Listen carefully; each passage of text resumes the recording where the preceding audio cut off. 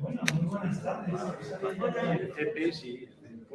Ya de manera Nietzsche explicaba sensaciones, pero esto es un tema concreto. Buenas tardes, bienvenidos. Bueno, antes de nada queremos agradecer desde el Seminario Nietzsche Complutense la posibilidad que el Círculo de Bellas Artes nos ha ofrecido de llevar a la técnica y compartir entre todos esta aventura que hemos empezado donde estamos leyendo a Nietzsche, y además ha coincidido perfectamente con el próximo a trabajar. Antes de continuar, nuestro más sincero agradecimiento al Círculo de Bellas Artes. En cuestiones también previas, y es una cuestión técnica, aquellos estudiantes de la Complutense que quieran obtener por la asistencia a este seminario un crédito, pues luego por favor nos dirigís a Laura y ella os ayudará a gestionarlo. Tenemos aquí hoy con nosotros al investigador Víctor Conejo. Él es no solo un investigador en lo que tiene que ver con las nuevas lecturas nietzscheanas, sino también parte de la razón por la que estamos aquí. Víctor es un coorganizador del Seminario Nietzsche Complutense y tiene a bien hoy ofrecernos este gran arranque de lo que es Crepúsculo de los ídolos de Nietzsche, un libro de 1889, ya en las postrimerías de su pensamiento, un libro que tiene de por sí algo ya de controvertido, porque, claro, siendo un libro ya de madurez, parecería que ultima o recoge o apuntilla eso que Nietzsche ha venido diciendo a lo largo de tantos años de pensamiento. Y, curiosamente, lo que nos encontramos en muchas ocasiones, podríamos discutirlo hoy, vamos a ver cómo lo enfocamos, en cierto modo o en ciertos momentos, a veces incluso llega a contradecir lo que ha dicho anteriormente, lo cual también tiene un punto de riqueza, porque es en parte ese ingrediente polémico con el que Nietzsche siempre nos obsequia. Digo que tenemos hoy, y quiero sin más preámbulo presentar a nuestro ponente, a Víctor Conejo. Él se graduó en la Complutense. Él también hizo los estudios avanzados en filosofía y ahora tiene un contrato predoctoral de investigación de la Universidad Complutense para desarrollar su tesis doctoral. Además de coordinador del Seminario Nietzsche Complutense, él es participante activo en la Red Iberoamericana de Estudios Nietzscheanos y, tiene multitud de publicaciones, lógicamente, en torno a Nietzsche, pero también en lo que refiere a Foucault, a Judith Butler, a Paul B. Preciado, por ejemplo, y en realidad está muy interesado en lo que son las nuevas formas de construcción de subjetividad y en lo que son las nuevas aproximaciones o nuevas lecturas de la obra nietzscheana. De manera que, sin más particular, yo voy a ceder la palabra al investigador Víctor Conejo con este primer parágrafo del Crepúsculo de los ídolos que se llama El problema de Sócrates. Ahora veremos también qué significa este sobretítulo, El problema de Sócrates. Muchas gracias y, Víctor. Me quito esto. Muchas gracias, Rafael, por tu amable presentación. Si se me oye bien, si en algún momento hago cosas raras con la voz o el micro, me hacéis todo tipo de gestos y lo corrijo, ¿vale? Bienvenidas a todas las personas que os habéis acercado hasta aquí hoy. Estoy bastante contento de por fin recuperar la presencialidad. Ya llevábamos 2 cursos del seminario que tuvimos que pasar al formato online y la verdad es que no es lo mismo. Así que estoy muy agradecido por eso. Muchas gracias también a mis compañeros y compañeras del seminario Nietzsche por confiarme otra sesión, esta sesión que es un tanto especial sobre el problema de Sócrates. Es así como se llama este capítulo, que es muy breve si lo habéis leído, que depende de la edición, son 7, 8, 9 páginas. Es muy corto, pero muy enjundioso. Y además es muy enjundioso porque remueve en realidad casi toda la obra de Nietzsche. El problema de Sócrates aparece en los primeros en las primeras conferencias y escritos filológicos de Nietzsche y está muy presente en el nacimiento de la tragedia. Así que fijaos, desde el nacimiento de la tragedia hasta el crepúsculo de los ídolos, Nietzsche todavía sentía que tenía que dedicarle un capítulo para ajustar todavía más cuentas con Sócrates. Total, que en primer lugar yo creo que haríamos muy bien intentando dilucidar qué es lo que se señala cuando se dice esto del problema de Sócrates. ¿Qué quiere decir Nietzsche con esto? ¿Es un problema que interesaba a Sócrates? ¿Es un problema que Sócrates tenía? ¿Es un problema que Sócrates no supo o no pudo resolver? ¿O se trata más bien con esa expresión de decir que la figura de Sócrates es un problema? Parece que si hacemos caso a los traductores, la expresión adecuada que debería figurar como título del capítulo es el problema que Sócrates es. El problema que Sócrates es, el problema que Sócrates, si forzamos un poco, representa, por ahí irían los tiros. Entonces, surgen nuevas preguntas. Se trata del problema que Sócrates supuso para la antigua Grecia. Se trata, en su lugar, del problema que Sócrates nos puede suponer a nosotros hoy en día. Y si su figura es nuestro problema, todavía más preguntas. ¿Qué entendemos por Sócrates? ¿La persona de Sócrates que vivió en el siglo V a.C., la persona de carne y hueso?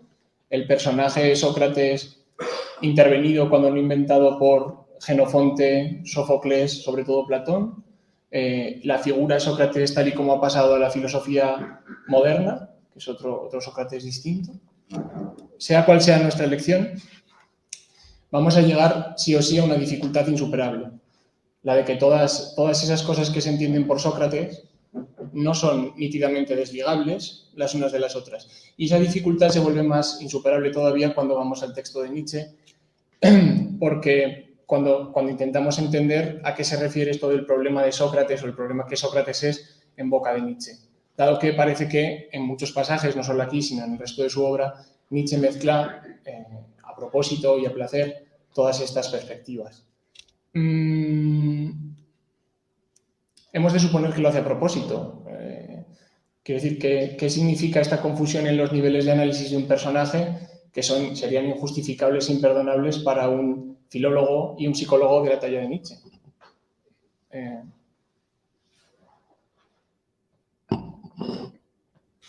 De hecho, en este capítulo del crepúsculo de los ídolos, Nietzsche puede parecer claro, puede parecer a priori claro. Se trataría de un ataque a Sócrates de carne y hueso. Se apela a su fealdad, se apela a frases literales que se le atribuyen, etc. Pero todo esto quizá no sea más que una postura. Recordad que en el mismo prólogo del crepúsculo de los ídolos, lo veíamos la sesión pasada, Nietzsche abría ese prólogo diciendo: ninguna cosa en la que no intervenga la petulancia puede salir bien, solamente la demasía de fuerza es la demostración de la fuerza. Hay dos frases que nos advierten de que el problema de Sócrates en realidad no se trata de la figura de Sócrates o no solo. La primera está aquí, en el parágrafo 9 de este capitulito corto que estamos leyendo hoy. Nietzsche dice en ese parágrafo al inicio: pero Sócrates adivinó algo más. Vio lo que había detrás de sus aristocráticos atenienses. Comprendió que su caso, la idiosincrasia de su caso, no era ya un caso excepcional. Y aquí viene la frase. La misma especie de degeneración estaba preparándose silenciosamente en todas partes. Por si no queda suficientemente claro, hay una sentencia mucho más lapidaria, que no está aquí, sino que está en uno de los estudios preparatorios del nacimiento de la tragedia, la primera obra de Nietzsche. En una conferencia que Nietzsche pronuncia en 1870, hace 150 años, que se titula Sócrates y la tragedia, Nietzsche dice, como digo lapidariamente, el socratismo es más antiguo que Sócrates. El socratismo es más antiguo que Sócrates. Por tanto, vemos los tipos de cuidados que hay que tener al interpretar esto del problema que Sócrates es. En ese estudio preparatorio para el nacimiento de la tragedia, en esa conferencia que pronuncia, que es un texto absolutamente complementario del que estamos viendo hoy aquí, Nietzsche declara que lo definitorio de Sócrates, lo que define al menos a su Sócrates, que es un pastiche, es una amalgama de muchos Sócrates, se preparó ya mucho antes del mismo Sócrates. La dialéctica, más concretamente la estructura del diálogo tal y como la encontramos en los diálogos socráticos, provendría para el joven Nietzsche, filólogo, de una serie de mutaciones ocurridas en el seno dentro de la tragedia griega. En un inicio, cuando la tragedia griega consistía fundamentalmente, como sabéis, en un héroe en escena y en el coro, el diálogo, y sobre todo el diálogo agonístico, el diálogo competitivo, no podía tener lugar, dado que el héroe y el coro no se colocaban en un mismo plano de realidad ni tampoco en un mismo plano de jerarquía. En todo caso, si había una relación de tú a tú entre el héroe y el coro, cosa que en realidad no, esa relación era como mucho de subordinación del héroe con respecto al coro. Hubiera sido bastante inentendible para un griego de la época que el héroe se hubiera puesto a razonar con y contra el corifeo.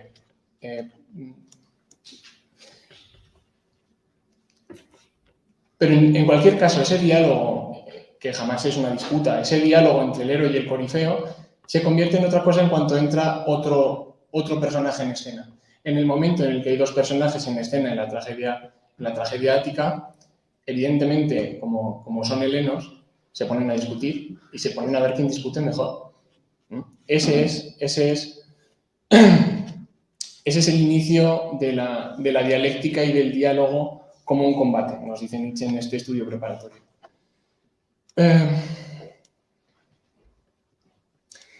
Entonces, así es como nace para Nietzsche el para nada tan noble arte de la dialéctica, protegida todavía por el caparazón de la estructura de la tragedia griega, que irá prosperando poco a poco, irá adquiriendo skills, irá adquiriendo habilidades, hasta poder saltar fuera de la estructura de la tragedia con pie seguro. Cuando sale de la tragedia, lo que se encuentra es el cuerpo de Sócrates. El cuerpo de Sócrates como un nuevo huésped al que parasitar y desde ahí inocular el virus de la dialéctica a la historia entera de la filosofía. El resto es, pues eso, historia. Recordad que para Nietzsche la tragedia representaba el enfrentamiento de un individuo contra la naturaleza de la que ese mismo individuo formaba parte, y representaba también como ese enfrentamiento del individuo. En ese enfrentamiento, este sujeto, este individuo, no tenía nada que hacer. Es decir, no podía afectar al curso de los acontecimientos. Aún así, dice Nietzsche, en su caballo de batalla, el espíritu trágico consistía en regodearse del destino terrible de uno mismo y en aceptar la vida en su componente más poderoso, más sobrecogedor, sin buscar, y eso es importante, sin buscar un motivo racional para ello. La figura de Sócrates lo que viene a hacer es impugnar de forma sustancial esa forma de encarar el mundo. Él lo que hace es asegurar que a través de la razón es posible intervenir en el destino propio y redimirse escapando a ese lado terrible de la naturaleza. Si en la tragedia la justificación del mundo y de la belleza podían hallarse sin razón, sin razonamientos, porque sí, para Sócrates ya no. Para Sócrates ya no. Lo bueno y lo bello deben de ser racionales. Y para proporcionar ese asidero racional, esta es la tesis de Nietzsche, se hizo necesario postular un trasmundo, una vida ultraterrena e ideal que estuviera exenta de los sinsentidos y de los errores de nuestra vida corpórea, de nuestra vida aquí y ahora. Ya podemos volver entonces al tema que es lo que señala la expresión el problema de Sócrates. Me gustaría adelantaros en qué sentido podemos hablar del problema de Sócrates, que son dos sentidos, que son los que yo voy a abordar en esta lectura. El primero es el problema de la anarquía de los instintos y del exceso de los instintos incontrolados, tanto en Sócrates como en el escenario ateniense en el que Sócrates triunfa. A esta situación, a esta anarquía de los instintos y a este exceso de los instintos que se dispersan, es a lo que puede referir el problema de Sócrates. Y en segundo lugar, podemos llamar también el problema de Sócrates al problema que nos supone a nosotros, y sobre todo a Nietzsche, interpretar correctamente la figura de un Sócrates que, viviendo como vivió y siendo como fue, despreció la vida como una enfermedad antes de morir. Estos son los dos sentidos. Vamos con el primero. Como ha dicho Rafael, el título de la ponencia es Cuando no se tiene carácter, hay que seguir un método. Esta frase se aplica muy bien a Sócrates, está puesta ahí por eso, pero en realidad está sacada en última instancia de la novela La caída de Albert Camus. Si contextualizamos esta cita, si vamos a ver de dónde sale esta cita, podemos ver que es imperativo, cuando no se tiene carácter, hay que seguir un método. Ese imperativo en realidad es irónico y que incluso el propio Camus, para el propio Camus, lo metódico puede aparecer en una primera instancia como digno de alabanza, claramente por los resultados increíbles que algo metódico puede conseguir, pero que en realidad es un arma de doble filo. Seguir un método cerrado y blindado contra influencias externas puede tener consecuencias terribles. Fijaos, Camus lo ilustra, de hecho, con la situación terrible por antonomasia al menos en el imaginario colectivo actual. Os leo el contexto de la novela. Yo vivo en un barrio judío, o mejor dicho, en el que se llamaba así hasta el momento en que nuestros hermanos hitleristas despejaron el lugar. ¡Qué limpieza! 75.000 judíos deportados o asesinados. Eso es lo que se llama limpieza por el vacío. Admiro esa aplicación, esa paciencia metódica. Cuando uno no tiene carácter, debe someterse a un método. Aquí el método hizo indiscutiblemente maravillas. De manera que ahora yo habito el lugar de uno de los mayores crímenes de la historia. Fin de la cita. Es una imagen muy poderosa. Yo pienso que podemos intentar trazar una reflexión paralela a ella sobre la situación que aquí nos ocupa, que no tiene nada que ver con esa situación, o al menos no directamente, pero con ayuda de esta imagen nos podemos hacer una serie de preguntas. Por ejemplo, ¿y si por falta de carácter o por miedo al carácter propio se hubiera instaurado un método en la historia del pensamiento que durará hasta hoy, hasta nuestros días? ¿Y si el pensamiento hubiera estado intentando blindarse metódicamente contra todo tipo de influencias que no considera racionales? ¿Y si el barrio mental en el que vivimos hoy instalados no fuera sino el resultado de esa limpieza por el vacío, utilizando la expresión de Camus, llevado a cabo muchos siglos atrás? Esto es lo que Nietzsche sospecha que ha pasado y es el motivo por el cual hace descender todo el idealismo y todo el transmundanismo que llega hasta nuestros días de ese método racionalizador. El origen de ese método racionalizador él lo coloca en Sócrates, o más correctamente en el tándem Sócrates-Platón, y ese es el origen que le parece problemático y al que se le puede llamar el problema de Sócrates. Cabe preguntarse, ¿es realmente tan desafortunada esta comparación? ¿Es la imposición de un razonamiento lógico comparable a la imposición de una tiranía fascista? Bueno, fijaos lo que dice Nietzsche en este libro que estamos comentando aquí hoy. En el parágrafo 9, por ejemplo, los instintos quieren hacer de tirano. Hay que inventar un contratirano que sea más fuerte. O en el parágrafo 10, cuando se tiene necesidad de hacer de la razón un tirano, como hizo Sócrates, por fuerza se da un peligro no pequeño de que otra cosa distinta haga de tirano. En estos términos habla Nietzsche del método racional. Bien. Creo que lo que pone en juego Nietzsche en este capítulo es en realidad una dinámica que Nietzsche utiliza y juega en otras muchas zonas de su obra, sobre todo en el campo de la epistemología, y que es una dinámica emparentada con la descripción que Nietzsche hace de la vida en todas sus formas. Es casi como el algoritmo básico que preside los movimientos vitales para Nietzsche. Y es el siguiente. Cuanto más estímulo y cuanto más estímulo heterogéneo recibe un ser viviente, más necesidad tiene de sesgar los estímulos que le llegan para poder recibirlos y para poder procesarlos. Hay momentos en los que los individuos pueden estar sometidos a gran cantidad de variación de estímulos, a una variación de estímulos muy rápida. El decaimiento de las ciudades-estado, el estallido de una guerra mundial, la proliferación ultra rápida de tecnología, son ocasiones en las que la variación de estímulos es muy rápida. En esas ocasiones, lo normal es que los individuos reduzcan el diámetro de la pupila con la que ven estos estímulos, que cierren un poco el obturador. O sea, es algo conocido que con demasiada luz no se puede ver nada. A veces necesitamos entornar los ojos a un exterior o si no, no vemos nada.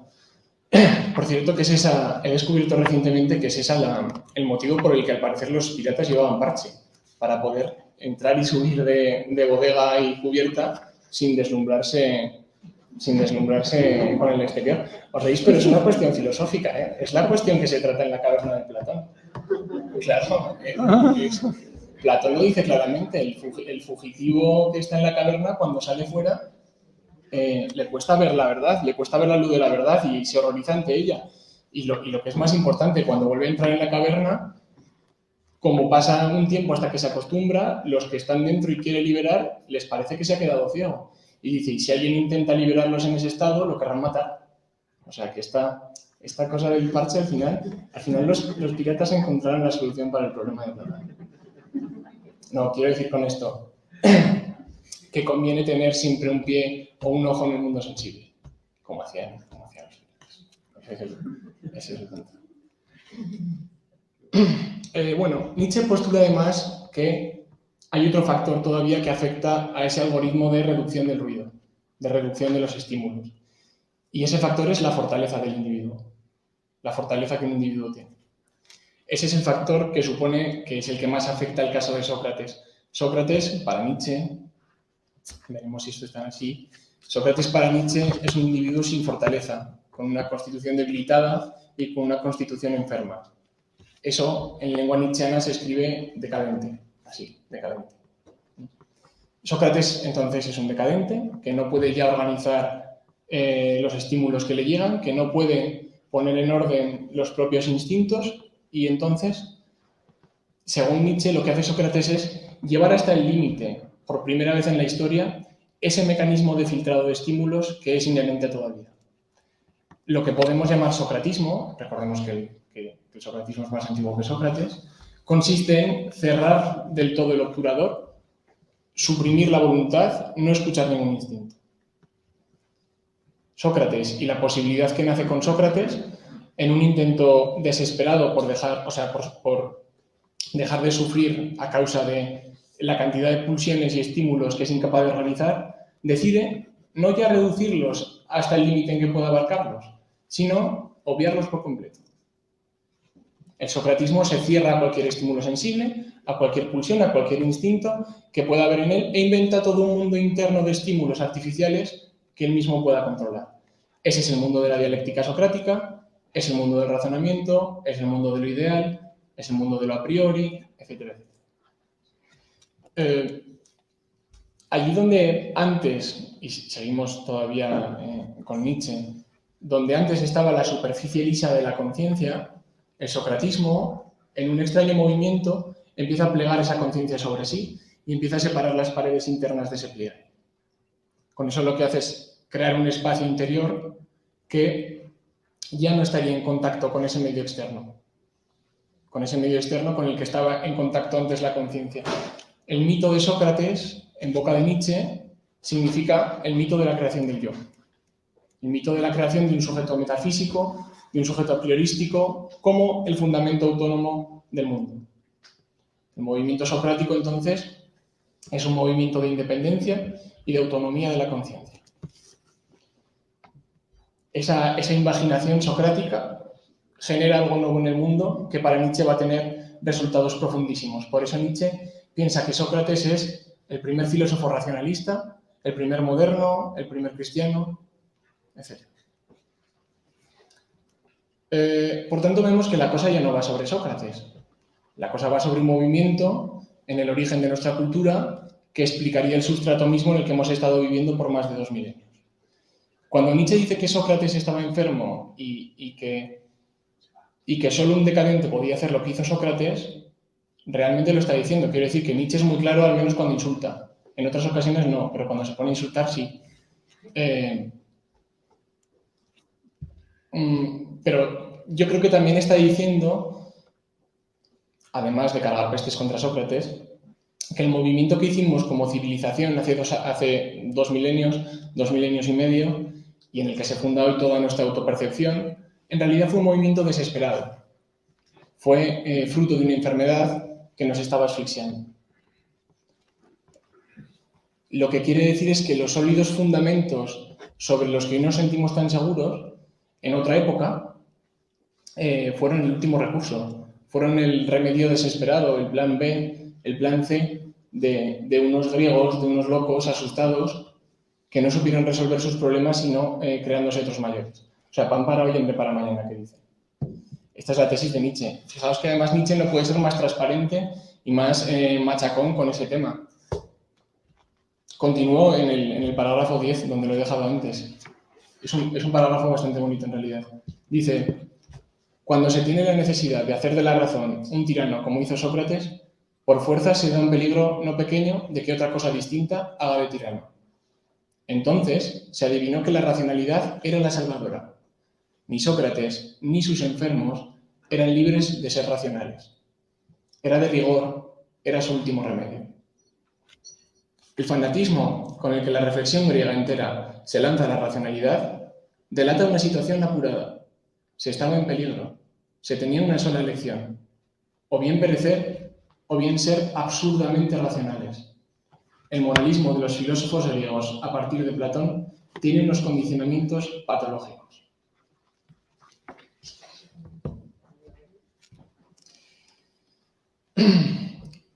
Creo que para entender la necesidad que el propio Sócrates tenía de establecer ese método dialéctico racional, podemos revisitar, si queréis, aquella anécdota que cuenta Nietzsche en esta sección, en la tercera creo que es la anécdota en la que Nietzsche se hace cargo de eso que cuenta Cicerón, que hay un momento en el que llega un extranjero a la ciudad, llega un extranjero a Atenas, que es un extraño muy ducho en reconocer rasgos fisiológicos y en adivinar la personalidad a través de ellos, y entonces cuando ve a Sócrates se queda horrorizado y le dice que es un monstruo.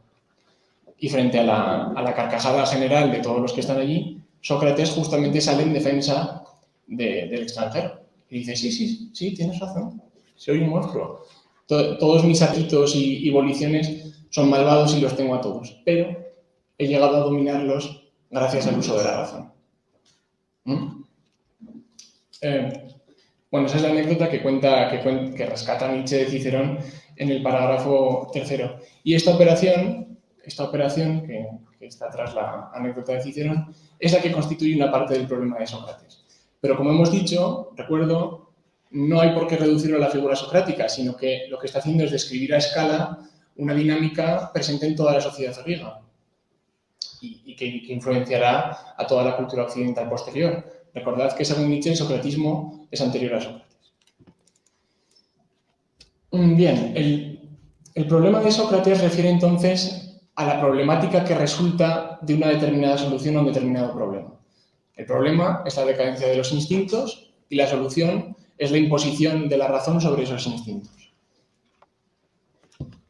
Sabéis que la solución de Sócrates, desde la óptica de Nietzsche, es la de agarrarse a un clavo ardiendo, aferrarse a la racionalidad y potenciarla como la única forma de no sucumbir ante la decadencia instintiva a la que él y su sociedad están abocados.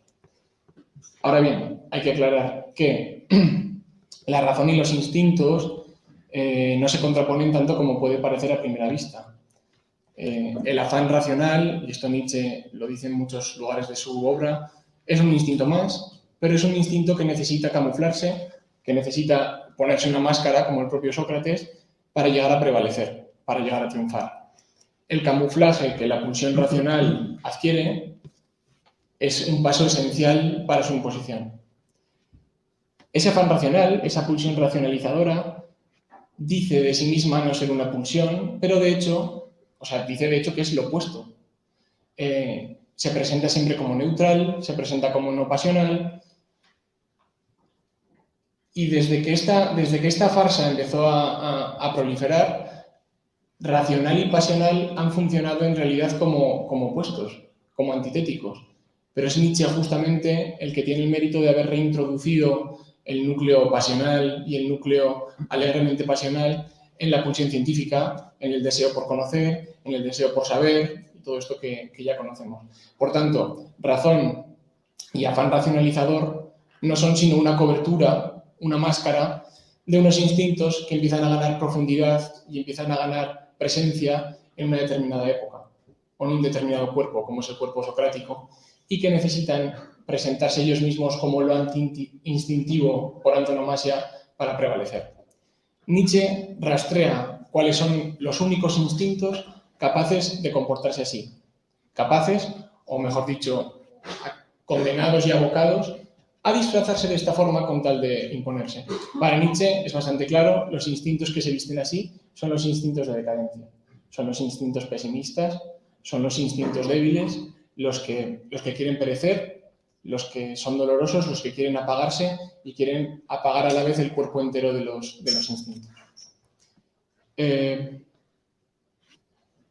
O sea, es esa parte de nosotros que sufre, que no soporta el dolor y que ha quedado sin herramientas para luchar contra la vida, de modo tal que recurre a esta estrategia socrática, para narcotizarse y dejar de sentir.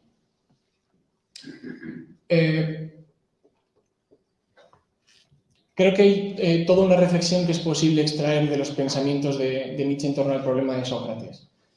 Una de las frases que más me gusta, ya no de este capítulo, sino de todo el libro, de todo el ocaso de los ídolos, aparece aquí en el parágrafo 5, es cuando Nietzsche dice: poco valioso es lo que necesita ser probado.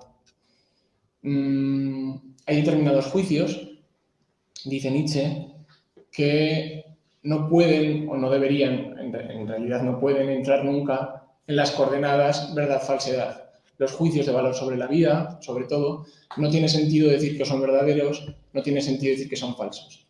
Esos síntomas, y esta es una de las grandes aportaciones de Nietzsche a la filosofía, son juicios de la vida que los emite. O sea, son las afirmaciones sobre la vida, en verdad son síntomas de la persona que está emitiendo esas afirmaciones. ¿Qué significa esto? Hagamos un poco de hincapié en el perspectivismo nietzscheano. Muchas cosas pueden ser dichas, muchas posturas aparentemente distintas o incluso contradictorias pueden ser defendidas, pueden ser argumentadas de un modo, sí, formalmente correcto sobre una misma cuestión. Pero lo verdaderamente importante está más allá de la dialéctica y está más allá de la demostración lógica. Esto es lo que dice Nietzsche, que no se trata de que los argumentos demuestren ser lógicamente consistentes y entonces que sean verdaderos. Eso puede hacerse fácil con casi cualquier argumento con tal de que se tenga la suficiente habilidad retórica. O sea, lo verdaderamente importante es qué tipo de ideas, qué tipo de posturas decide una sostener y mantener y defender. Se trata de qué escogemos defender y por qué decidimos defenderlo, no de si esa defensa está lógicamente blindada según los estándares argumentativos de una época determinada. Esa cuestión a Nietzsche no le parece importante. Es más, Nietzsche nos advierte de que allí donde hay un interés por enarbolar la argumentación lógica como el único mecanismo de defensa de una tesis, de una idea o de una opción vital, justamente allí es donde debemos sospechar que hay socratismo.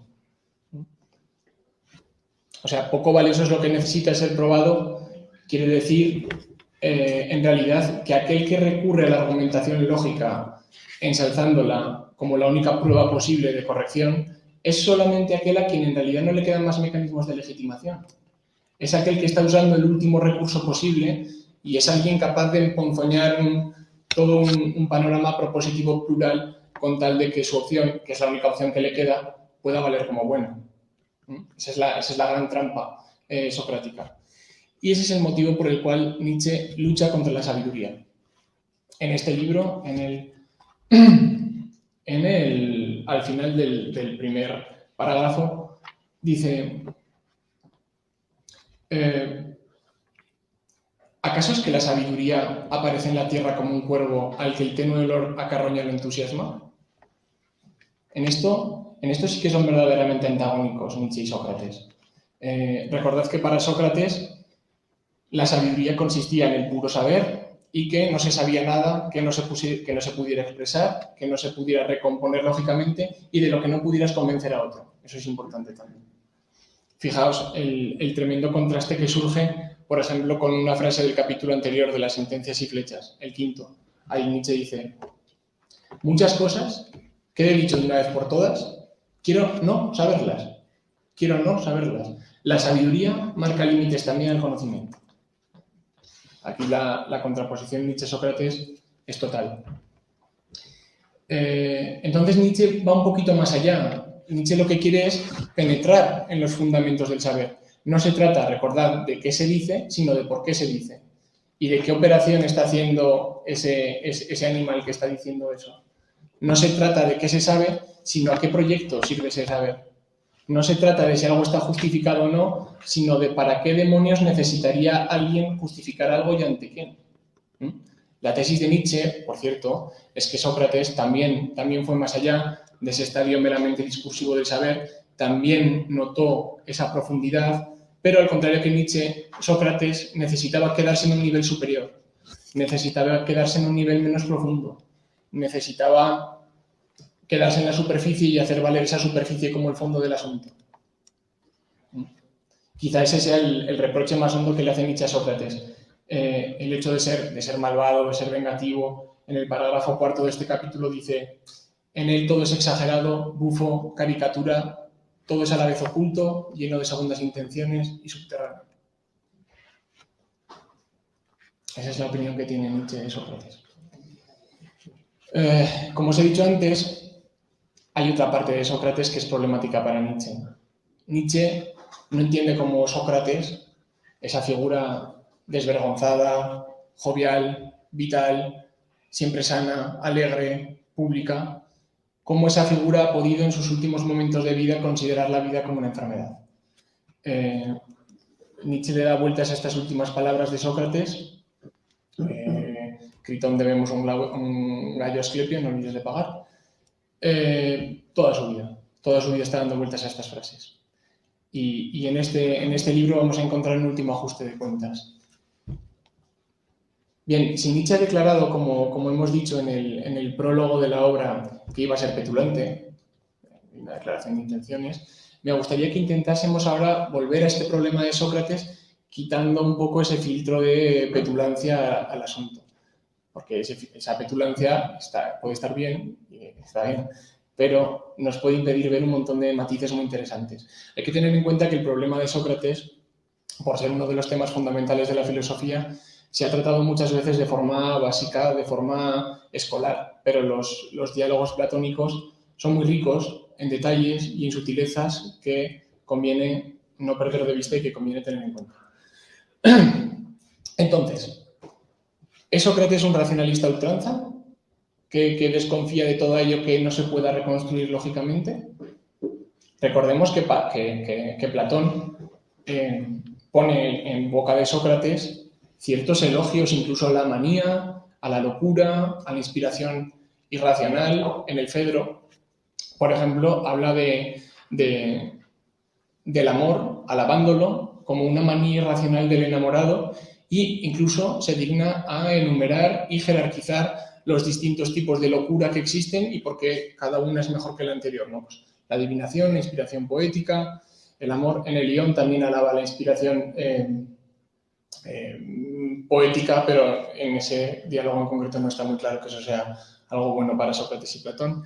Pero bueno, en el mismo Fedro, Sócrates, en un momento que a mi juicio no está tocado por la ironía, pero claro, esto siempre se puede decir en un diálogo socrático, llega a decir que es más hermosa, que es más bella la locura, que es más bello lo irracional, que es más bella la locura, porque proviene de los dioses, que la cordura, que siempre tiene su origen en los hombres. En ocasiones en los diálogos socráticos incluso parece que para hacer poesía, no así otras artes, porque sabéis que la poesía para los griegos es un arte un poco especial, pero para hacer poesía o para llegar a la verdad, el último paso que hay que dar, o el primero, depende de qué disciplina se trate, es siempre irracional, es siempre pasional. Acordaos del mito de la auriga, del mito del carro en Platón. Es tan solo el alma que mejor está dispuesta y mejor puede controlar a los caballos la que es capaz de seguir a los dioses en su revolución circular y es capaz de ver la idea del bien, de lo bueno, de lo bello. Pero, y aquí está el juego importante, tiene que ser capaz de verlo con los ojos. De hecho, describe como las almas que están peores dispuestas y no saben llevar igual de bien a los caballos, no van a poder reencarnarse con toda la idea del bien perfectamente aprendida, porque como tienen que bajar la cabeza para controlar a los caballos de vez en cuando, se van perdiendo las ideas. O sea que ese en última instancia, para alcanzar la verdad hay un momento irracional, hay un momento que no puede ser, en muchos diálogos, hay un momento que no puede ser meramente lógico. Bueno, el propio Nietzsche, al comienzo de su obra, de forma menos petulante que aquí, habría vislumbrado una figura de un Sócrates mucho más rica y mucho más compleja.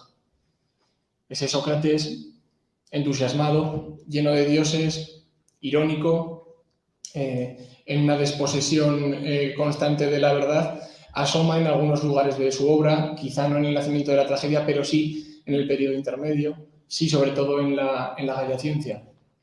En la Gaia Ciencia, de hecho, podemos ver el respeto incluso que Nietzsche tenía por Sócrates y que tan solo sus últimas palabras fueron las que le pusieron a Nietzsche sobre la pista de que éste debía ser un decadente.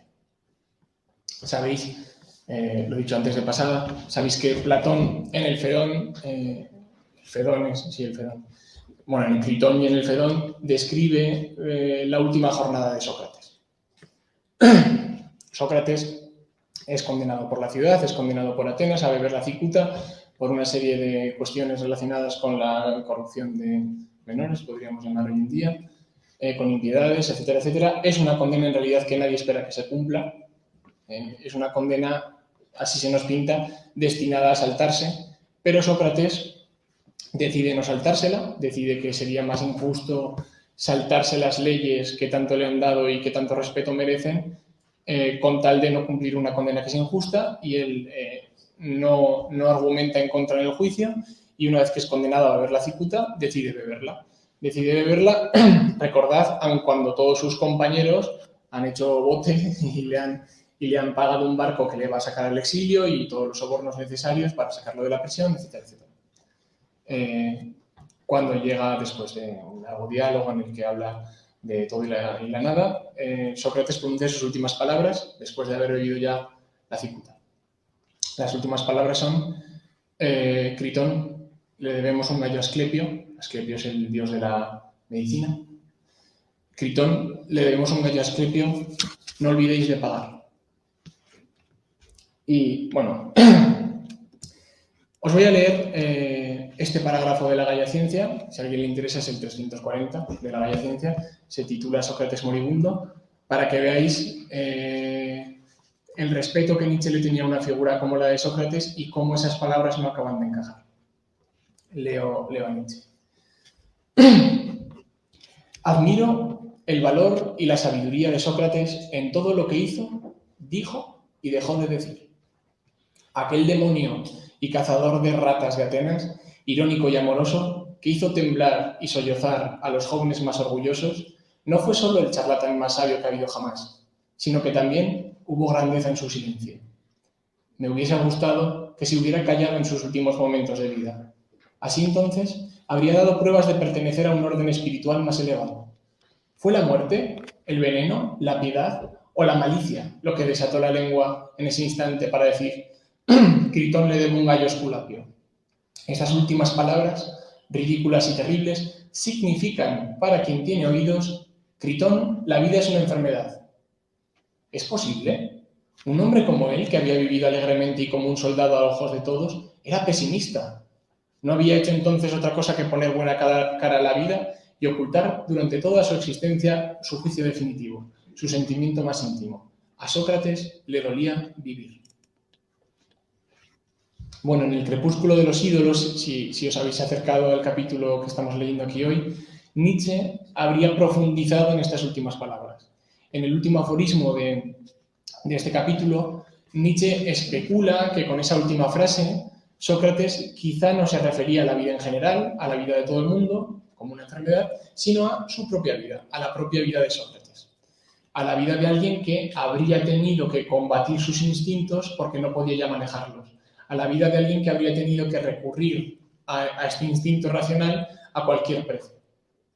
En el último momento de vida, en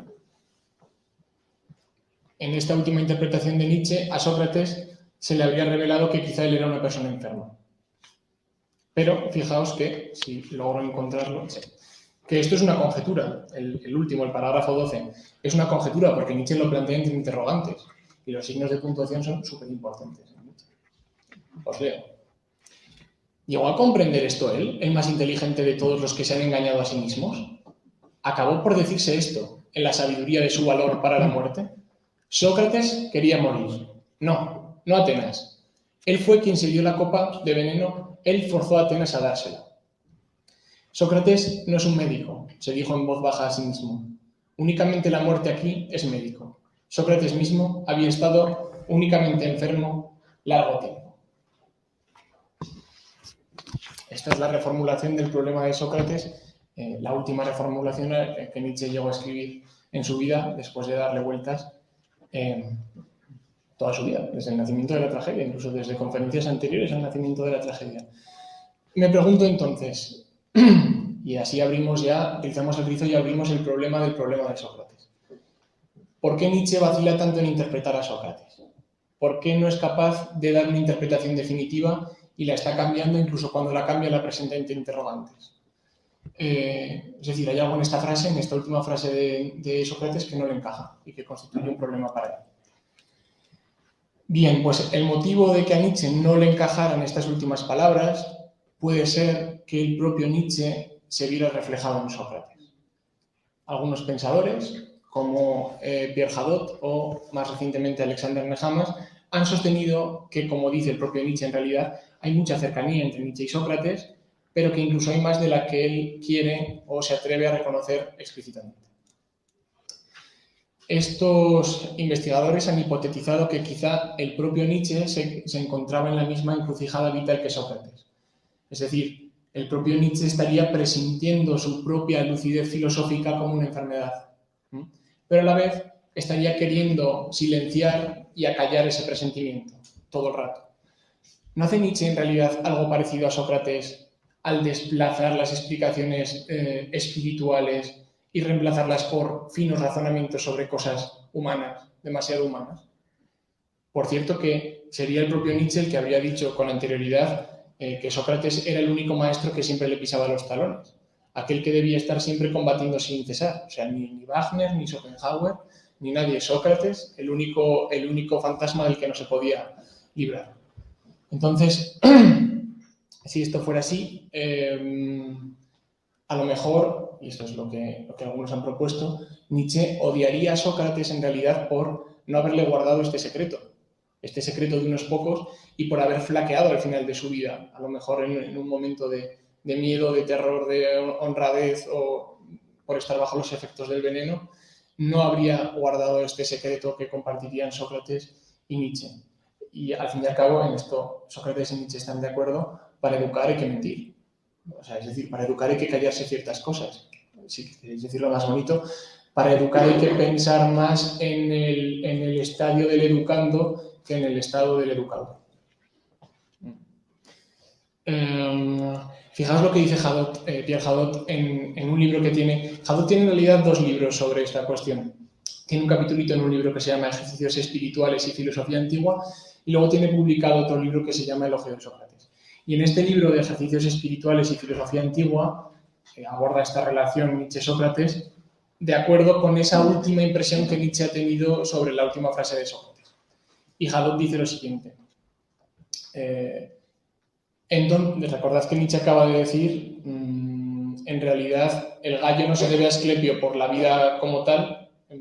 Sócrates no lo dice porque cree que la vida es una enfermedad, sino porque cree que su vida, conducida por el razonamiento, ha sido una enfermedad. Y Hadot dice, entonces sería la lucidez socrática, la moral socrática, esa enfermedad que va minando la vida. Pero en tal caso, la enfermedad de Sócrates ¿no será también la enfermedad de Nietzsche? Esa lucidez en la que se disuelven los mitos, esa conciencia despiadada. El amor-odio de Nietzsche en relación con Sócrates resulta idéntico al amor-odio que siente por sí mismo. Y la ambigüedad de la figura de Sócrates, según Nietzsche, ¿no está basada finalmente en la ambigüedad del personaje central de la mitología nietzscheana, Dioniso, dios de la vida y de la muerte? Bueno, no hace falta que os recuerde la rotundidad con la que Nietzsche muchas veces ha considerado que él mismo es un decadente. Me parece que es en Ecce Homo, lo dice lo dice repetidas veces. Soy un decadente, soy una persona enfermiza, lo interesante está en qué hago con esta decadencia y con esta enfermedad.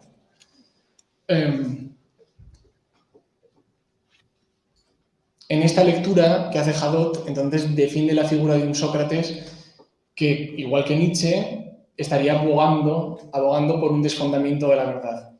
Recordemos que Sócrates habría estado siempre buscando motivos racionales para vivir de la forma correcta.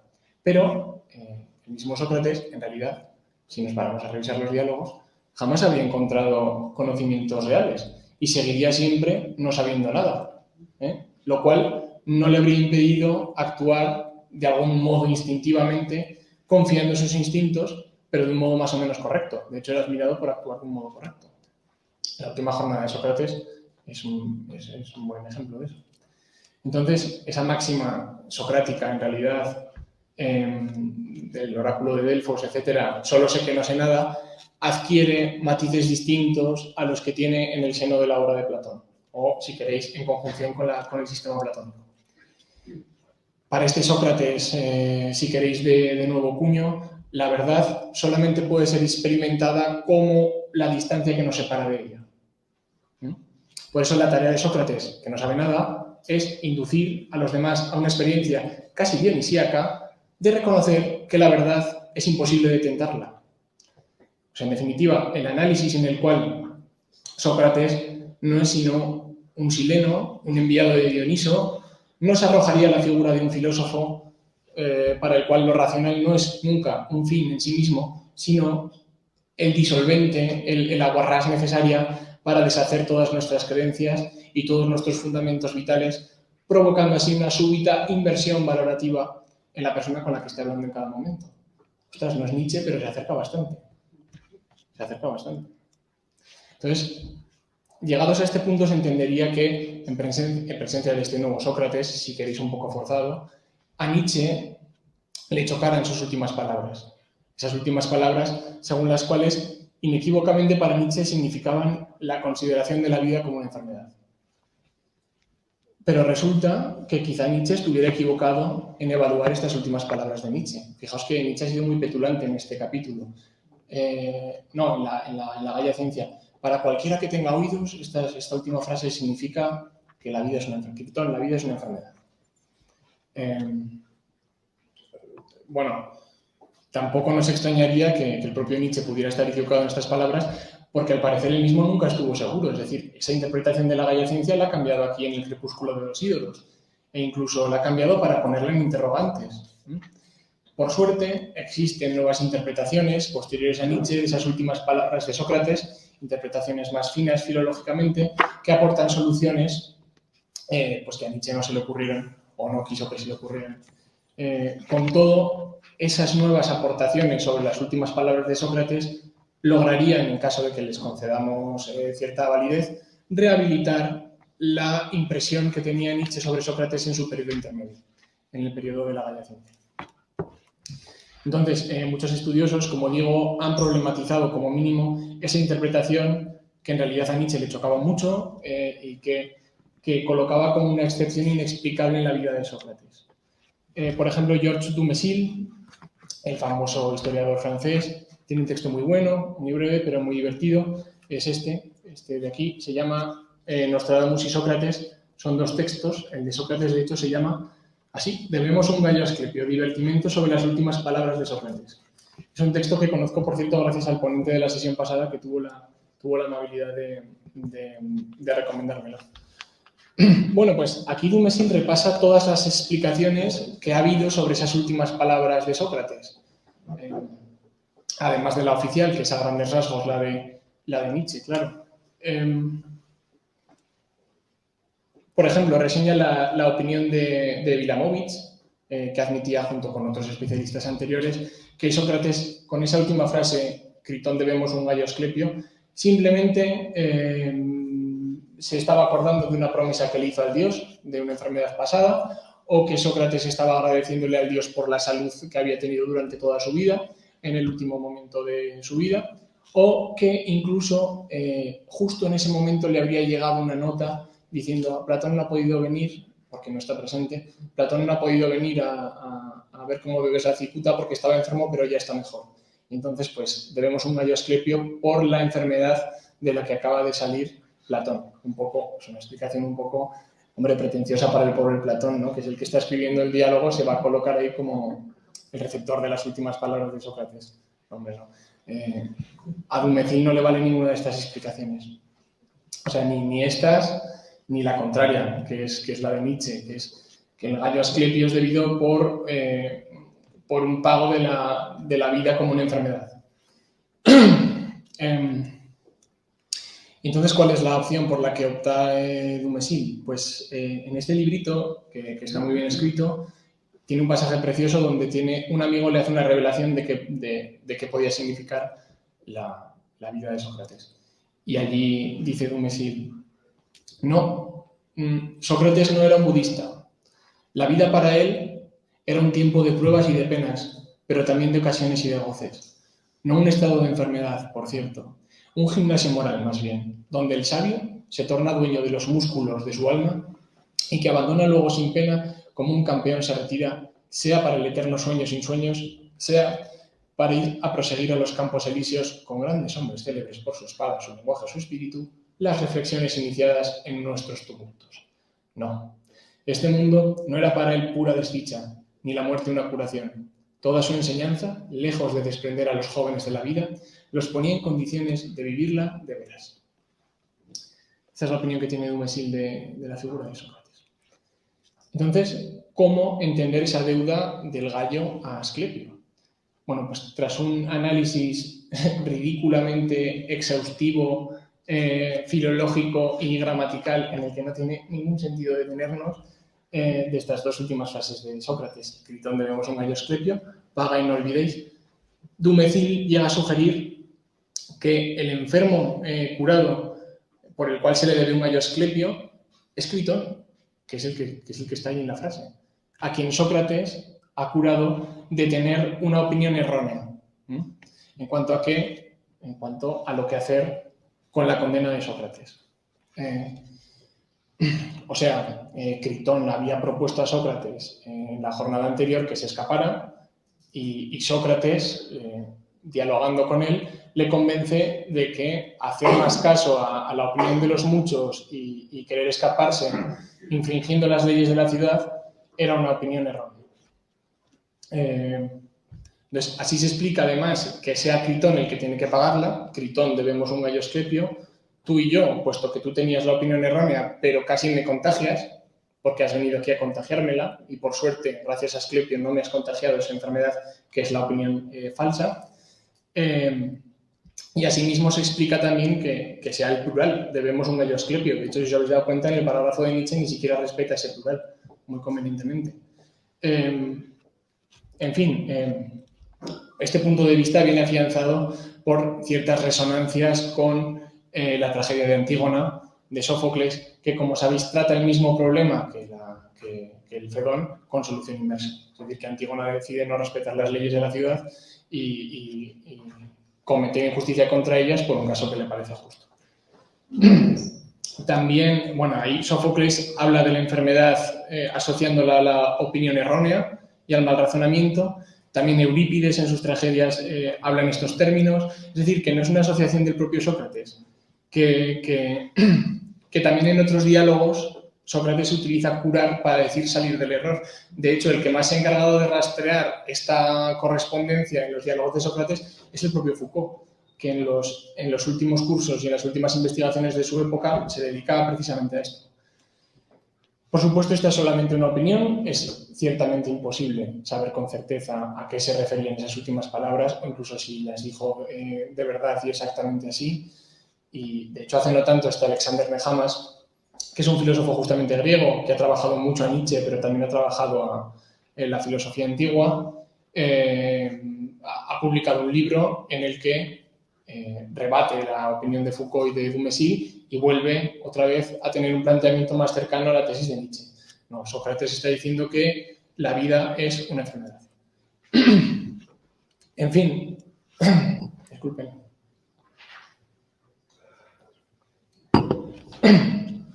Introduciendo estos puntos de vista, simplemente quiero concluir que quizá el problema de Sócrates sigue abierto, que es el problema de Sócrates sigue sin resolver. Para finalizar, acabo ya, me gustaría induciros más un poco a la aporía, como habría hecho quizá el propio Sócrates. La figura de Sócrates, como dice Nietzsche, es profunda, es subterránea, está llena de máscaras. De hecho, no pocos especialistas han sugerido que Sócrates funciona en los textos filosóficos como una encarnación del propio Dioniso. Hemos visto ya que es la opinión de Hadot, que muestra excelentemente cómo el mismísimo Platón en el banquete satura la figura de Sócrates con símbolos dionisíacos. Es decir, se dice de él que es un sátiro y un sileno, que son las criaturas que forman el cortejo de Dionisos. Se le pone una corona de hiedra, que es la corona que tiene Dioniso, y sobre todo es el que gana lo que ellos mismos en el banquete llaman el juicio de Dioniso, que es saber quién aguanta más bebiendo vino sin perder la cabeza o dormirse. Y Sócrates, como sabéis, sale estupendo del banquete, y se le llama así el juicio de Dioniso. Entonces, hay un montón de simbología dionisíaca que el propio Platón proyecta sobre Sócrates. Y esta es también la tesis de que en realidad Sócrates funciona como un Dioniso en el discurso filosófico, es la tesis de Sloterdijk, que en el Pensador en Escena, este librito que tiene sobre Nietzsche, incluye al Sócrates espectador de las tragedias, de las representaciones teatrales, como uno de los personajes más que evoluciona con la tragedia griega y lo hace valer como una encarnación del propio Dios, cuya finalidad es precisamente la de redimirse de la seriedad y de la profundidad de lo que se está representando en la tragedia. Os voy a leer una pequeña síntesis del propio Sloterdijk sobre este punto de vista y con eso acabo y me decís qué pensáis de todas estas opiniones. Sloterdijk dice: ¿puede que sea una imprevista encarnación del Dios? Se parece a un idiota, a un vagabundo, a un mono inteligente. ¿Pero quién puede estar seguro? ¿No será acaso la astuta máscara de ese Dios de quien se dice que es capaz de reír? Pues este hombre ríe siempre a contratiempo, no ríe cuando debe, tampoco habla cuando debe y no se sienta cuando debe, y tampoco comprende nada del drama de la individuación, nada del dolor del desmembramiento, nada de los enredos metafísicos de los héroes y de la violencia mortal inherente a los dilemas. Porque si él comprendiera todo esto, ¿cómo sería capaz de seguir riendo? Y si tal vez también él tuviera que ver con la terrible verdad del Dios, ¿y si tal vez su desagradable misión fuera hacer justicia a la trivialidad frente a la profundidad? ¿Y si tal vez él tuviera la terrible tarea de comunicarnos que la verdad no es tan terrible? Entonces, nosotros tendríamos que admitir que Dioniso es el más terrible de todos los dioses, porque uno ni siquiera puede fiarse de su carácter terrible. Y hasta aquí. Muchas gracias.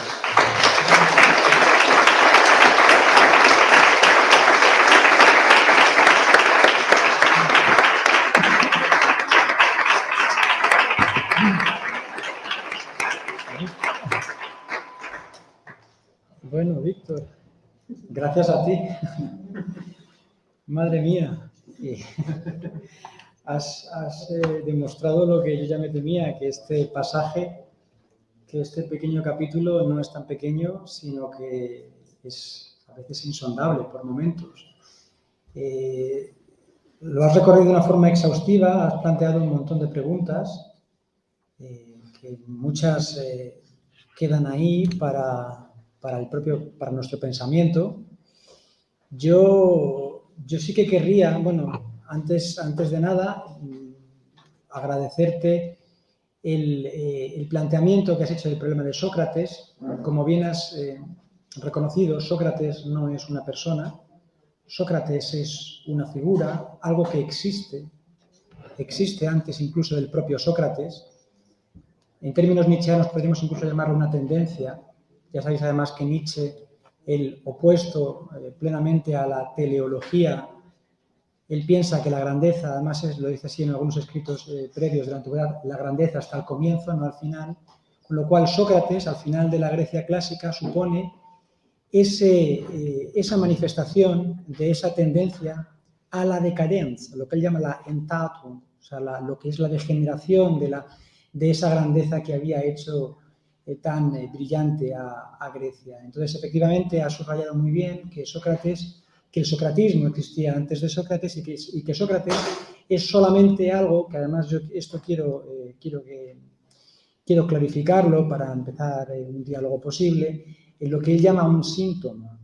O sea, en alemán él llama Zeichen, un signo o un síntoma, que además en terminología médica es justo eso, que aquello que sobresale en la superficie y que el médico, curiosa la palabra porque Nietzsche mismo la menciona constantemente, y también incluso cuando habla de Sócrates, la cuestión de la salud y de la medicina y de la enfermedad, digo, pues el médico ha de observar qué puede esconder debajo de sí ese síntoma. Entonces, este capítulo, como tú muy bien has expuesto, intenta indagar qué está detrás de eso que llamamos Sócrates. Entonces, el socratismo como tendencia. Y como tendencia yo creo que podríamos sintetizarla, que es ese camino hacia la dialéctica, que tú además has subrayado muy bien, no está en este libro, pero Nietzsche lo trabaja esto muy bien, como en el propio desarrollo de la tragedia griega, el diálogo sobreviene no como una fuerza que está en barbecho, sino casi como una imposición material, cuando básicamente por una cuestión pecuniaria, cuando a los coríferos se les acaba el dinero para costear esos coros tan ostentosos. Algo muy parecido, por cierto, de lo que podríamos considerar en el jazz, cuando las big bands, después de la Guerra Mundial, pues acaban reducidas a cuartetos. Se les acaba el dinero y entonces del defecto una virtud, ¿verdad? Bueno, pues en ese caso, y tú lo has explicado muy bien, en esta circunstancia, el diálogo aparece sobre el escenario precisamente porque se reduce esa sonoridad del eco múltiple. Entonces, lo que está aquí en juego es la dialéctica, la introducción de la dialéctica, en un sentido, lógicamente, no platónico, no como lo lee Platón en la República, sino de la dialéctica socrática, de lo que es el logos hablado. Y entonces aquí, Sócrates es para Nietzsche una figura polivalente al tiempo que controvertida, porque y hay que reconocer lo que Nietzsche ve de positivo en Sócrates y en esta dialéctica, que es la naturaleza agonal de la misma.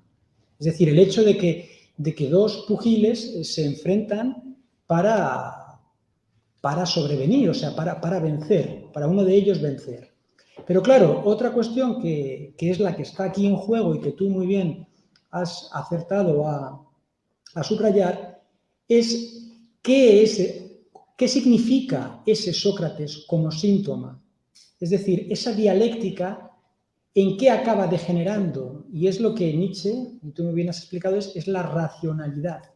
Pero yo creo que aquí Víctor, aquí sí que me gustaría, yo te agradezco la verdad el planteamiento que has hecho porque es sumamente rico, sí que querría yo entrar en diálogo contigo y que entremos todos en diálogo porque Nietzsche, en este pasaje en cuestión, él, además has hablado tú de que tanto en Platón como en Nietzsche hay que tener mucho ojo para con los pequeños detalles. Y cuando habla aquí de la racionalidad, y lo repite además Nietzsche, en el parágrafo 11, y lo repite en otro parágrafo, a ver en cuál es exactamente, él habla de la racionalidad a cualquier precio. Y eso es una perífrasis. Es decir, no es una retórica gratuita. Él habla de que lo que se impone con Sócrates como síntoma en el momento de la degeneración última de la cultura clásica griega es la racionalidad a cualquier precio. Así dicho, la racionalidad a cualquier precio. Lo que nos obliga a echar una mirada, y estas lecturas las hemos hecho en el seminario, a lo que es el propio nacimiento de la tragedia y esa posible, por así definirlo, polémica o dialéctica entre Dionisos y Apolo, cuando no es Apolo el que se impone a Dionisos porque tenga que ser así, ni Dionisos el que tenga que imponerse a Apolo porque tiene que ser así, sino que en la gran cultura griega hay siempre una síntesis de ambos, una armonía de esas fuerzas oscuras controladas. Entonces, esta perífrasis, cuando dice en el parágrafo 11, racionalidad a cualquier precio, o dice en el 10, absurdamente racionales, yo mi pregunta hacia ti, y ahora abrimos desde luego una ronda de diálogo, es si esta racionalidad es toda racionalidad o una racionalidad exagerada que luego acaba por fagocitarlo todo en el siglo XX, en el siglo XIX, en lo que es la modernidad. Es decir, ¿qué es la décadence? Y aquí Nietzsche, en el último parágrafo, lo explica. En el párrafo 11 dice justo, dice, tener que combatir los instintos, esa es la fórmula de la décadence. Es decir, no se trata de que la racionalidad combata los instintos, se trata de que en un momento determinado nuestra propia debilidad nos impide vivir con los instintos. Y entonces, desde la debilidad, surge una fuerza nueva que intenta oscurecer esos instintos como si no existiesen. Es decir, la debilidad es la propia racionalidad como forma de ocultar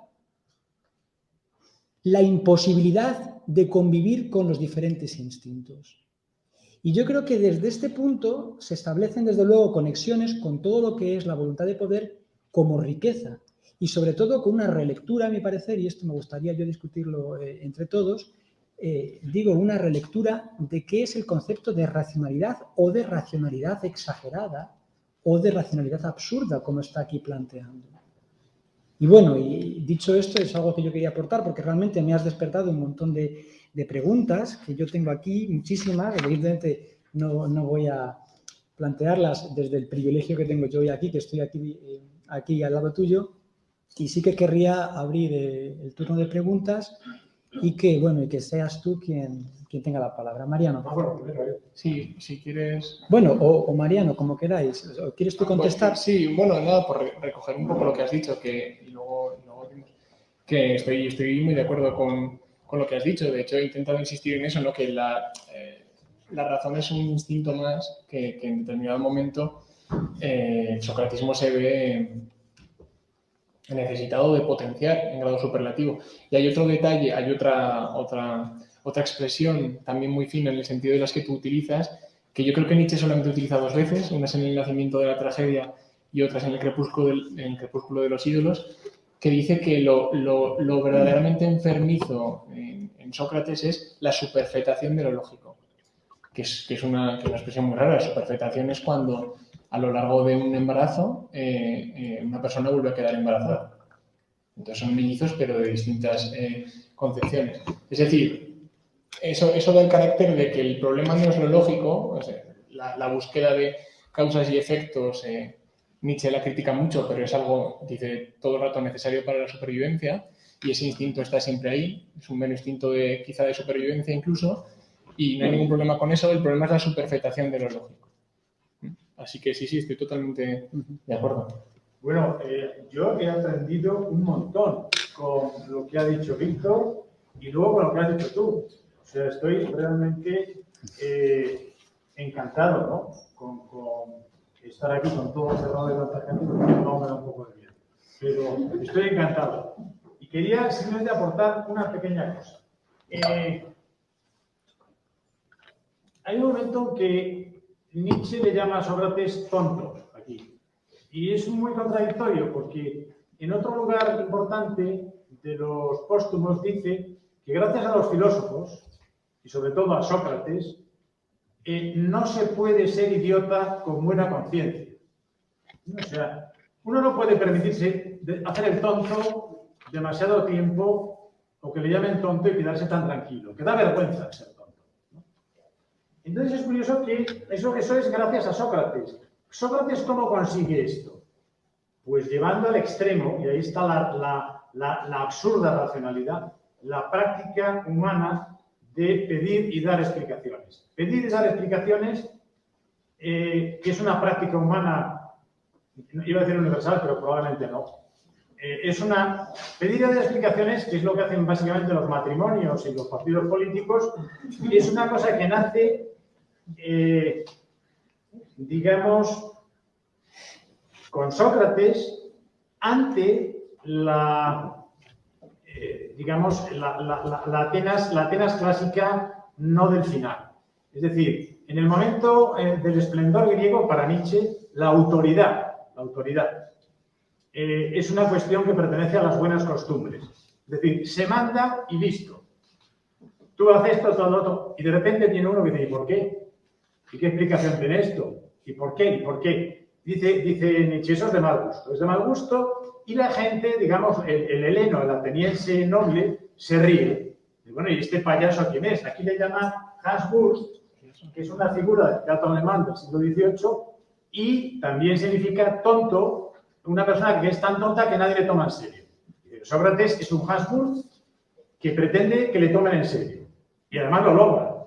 Porque Sócrates, lo que ataca a Nietzsche de Sócrates, cuando dice su perfectación de lo lógico, y sobre todo el ser absurdamente racional, es decir, ser tonto, porque ser absolutamente racional es ser tonto, lo que ataca a Nietzsche es este extremismo de exigir a los griegos, a los atenienses por la calle, que no hagan nada nunca sin saber por qué lo hacen. Es una barbaridad.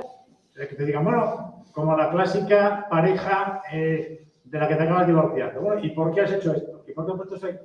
Bueno, y yo qué sé. La respuesta normal es, y yo qué sé por qué hago el 90% de las cosas que hago. Cuando no estás en la decadence, cuando los instintos vives con ellos amigablemente, la mayoría de las cosas que hacemos son inconscientes, tienen motivación inconsciente y no pasa nada y funciona todo muy bien.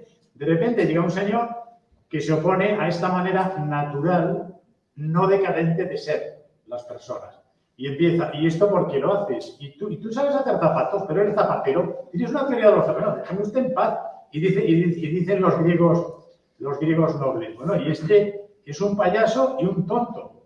Pero es que es un payaso y un tonto que les obligó a tomarle en serio. Por dos cosas. Primero, porque lo habéis subrayado, porque era ya toda la tradición griega la que entraba en el periodo de la decadencia.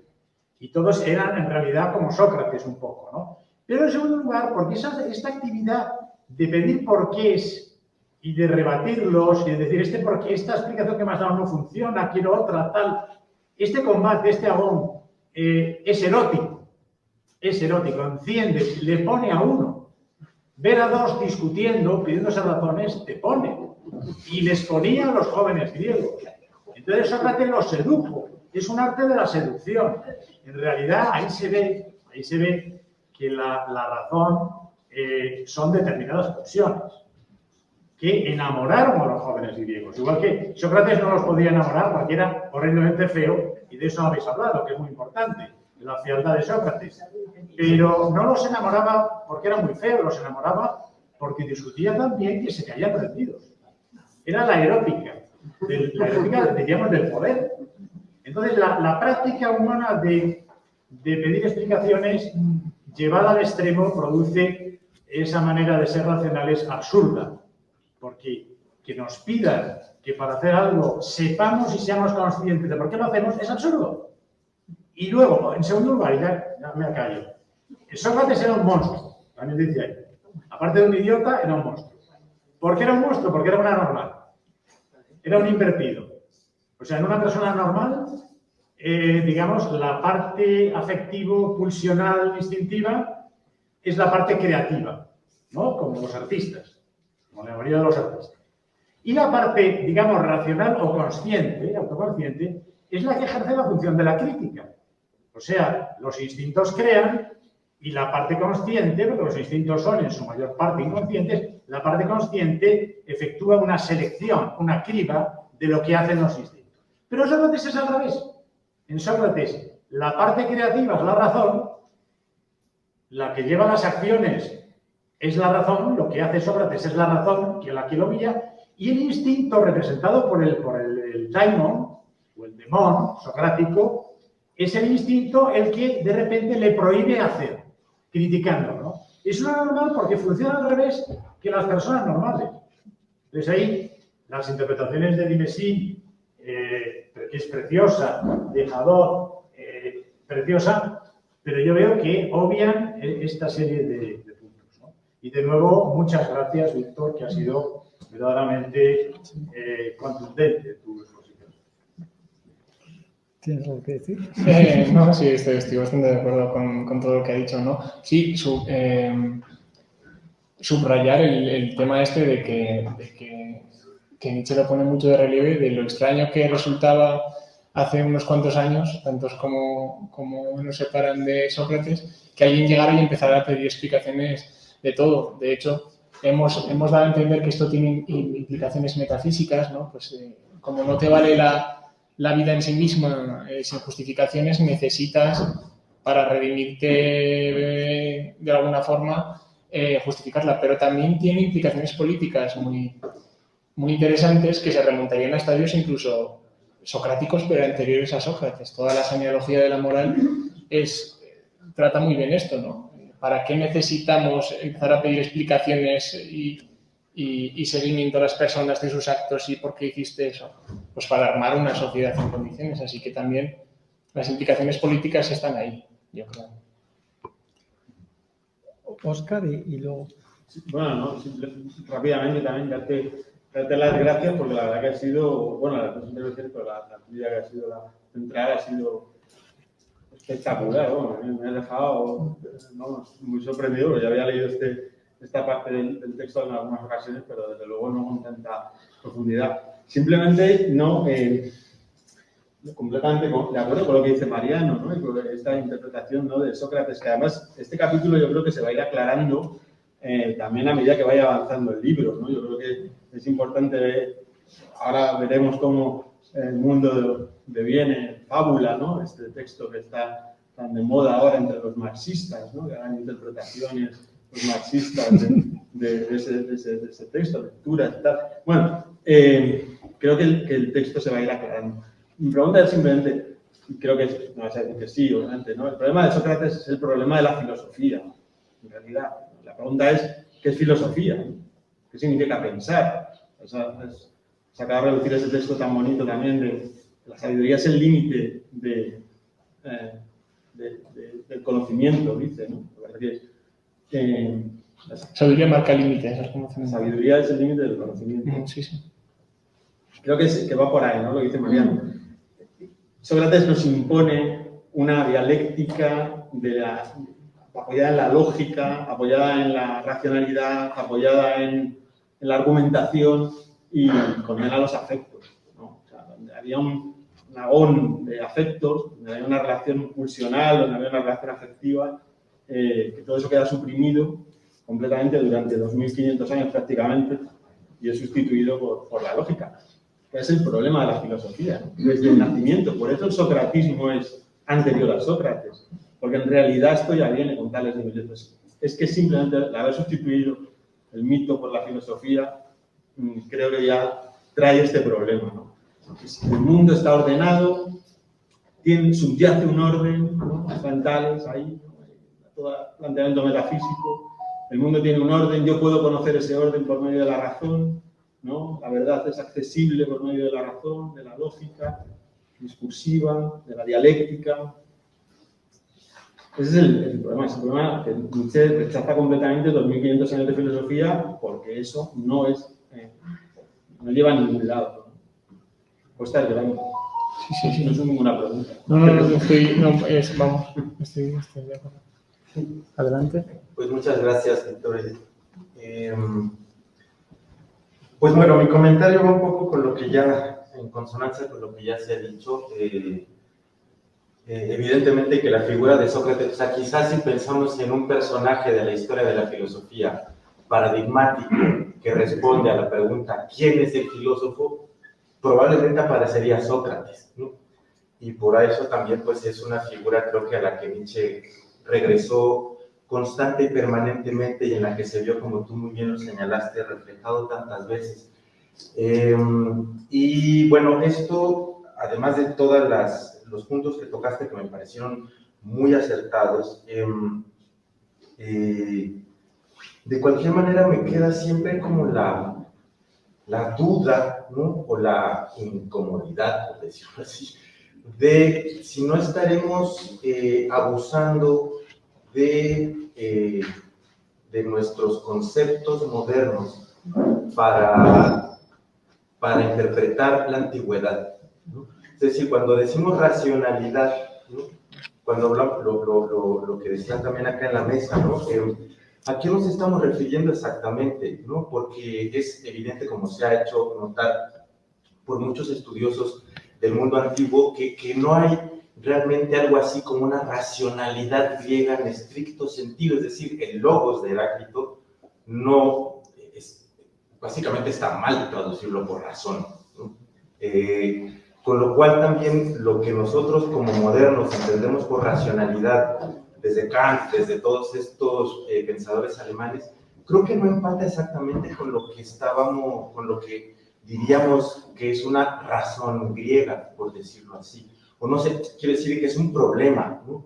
Porque además no solamente tiene que ver con el asunto de la comprensión y de la explicación de las cosas. Creo que Nietzsche por ahí también, que es un tema que se tocó aquí como muy poco, ¿no? El asunto de la conciencia, ¿no? Que para Nietzsche creo que también el tema de la inconsciencia es absolutamente decisivo, que es lo que se modifica con el instinto socrático, ¿no? Y que eso además también genera la moral, es decir, que la racionalidad en todo caso, de la que estaría hablando Nietzsche, que se va manifestando poco a poco con Sócrates, no tiene nada más que ver con la comprensión de las cosas en términos epistemológicos, sino que esa comprensión, se convierte en lo que posibilita hablar de bondad, de belleza y por lo tanto de verdad.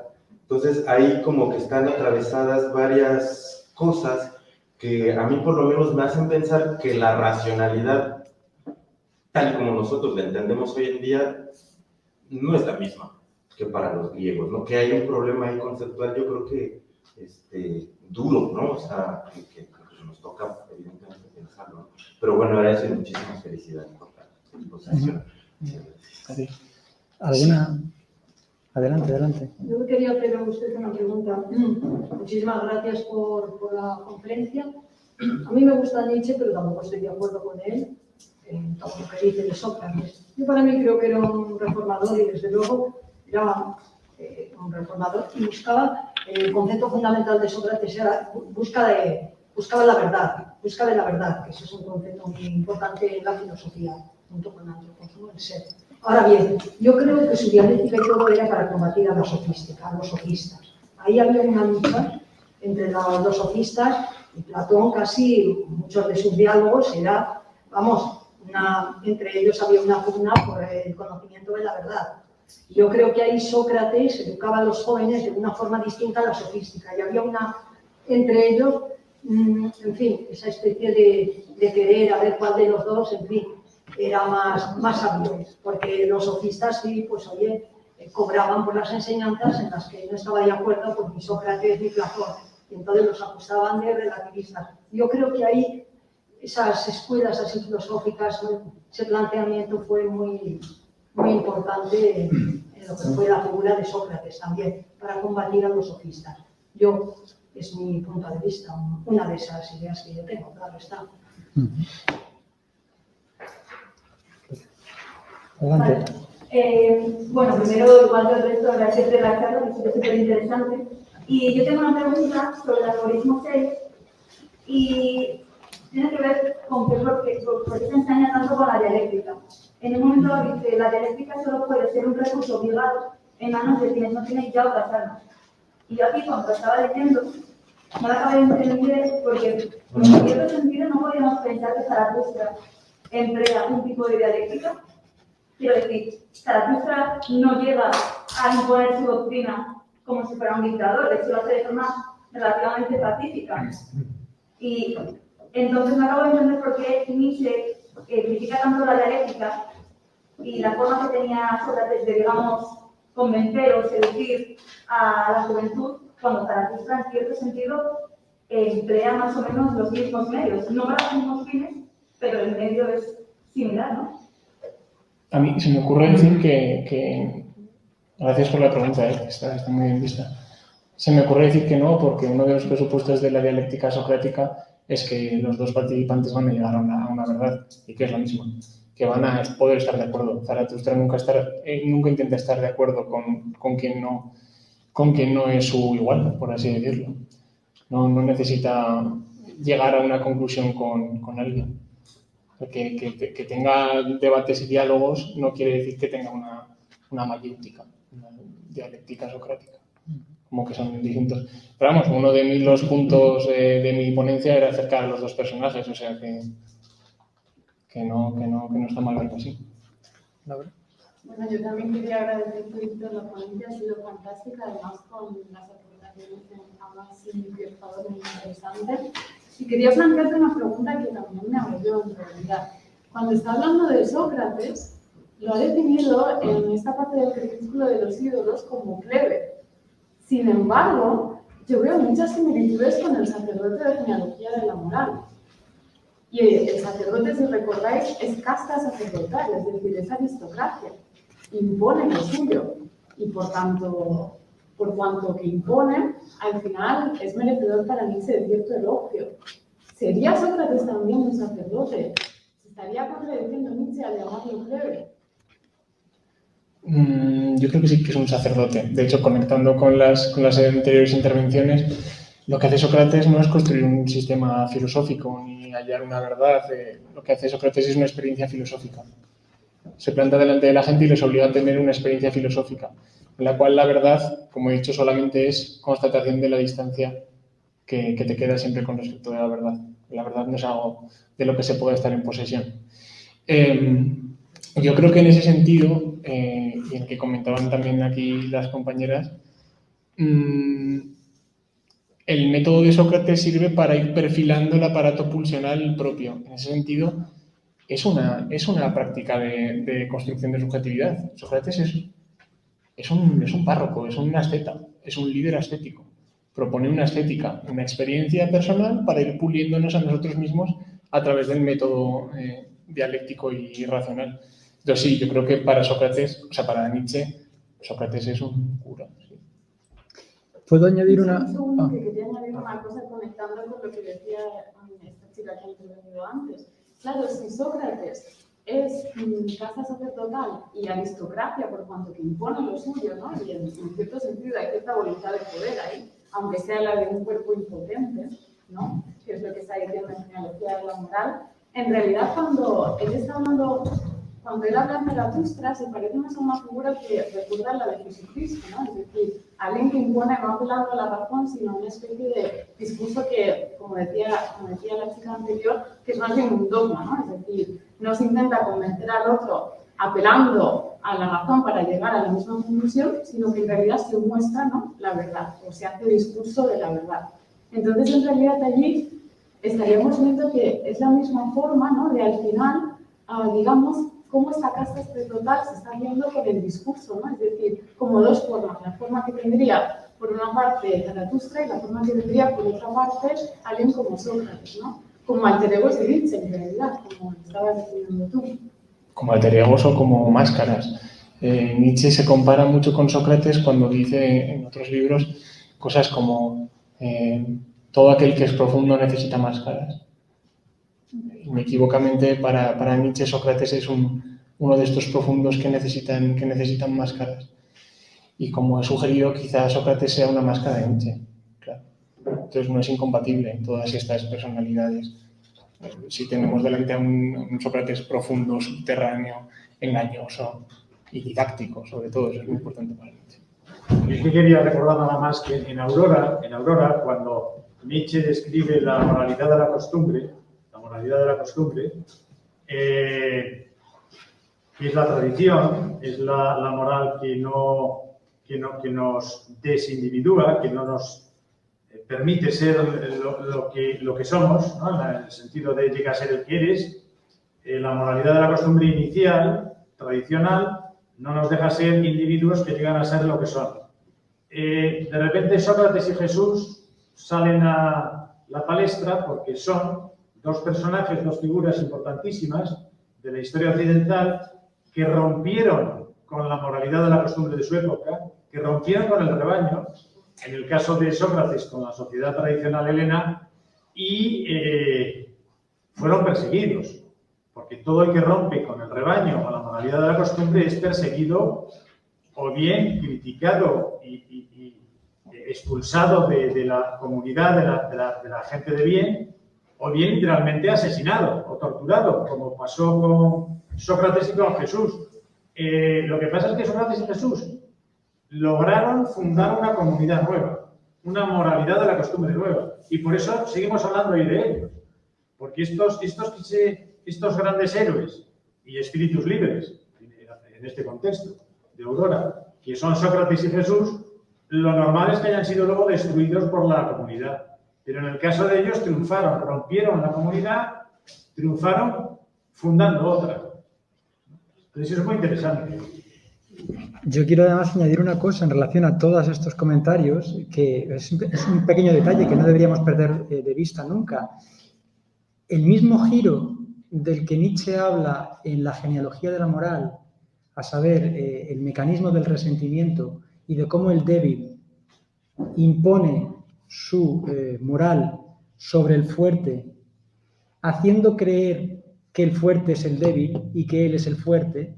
Algo parecido sucede en este caso cuando la fuerza no puede convivir con los instintos y entonces la debilidad hace creer que los instintos son los malos.